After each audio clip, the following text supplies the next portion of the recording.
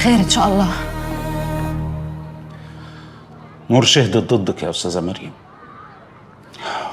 وده نتيجته مش كويسه خالص، بس انا عندي احساس انها بتكذب. ازاي؟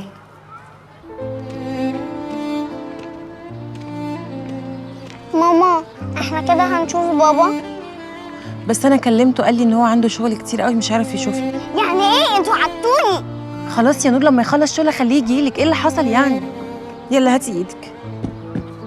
نور، بناء على كلامها والتحقيقات وشهاده اولياء الامور والتلاميذ، فاللي المفروض يحصل قبل ما حضرتك تكمل، انا يا استاذ الهامي انا اسيب المدرسه وامشي، وبقدم لك استقالتي بشكل رسمي.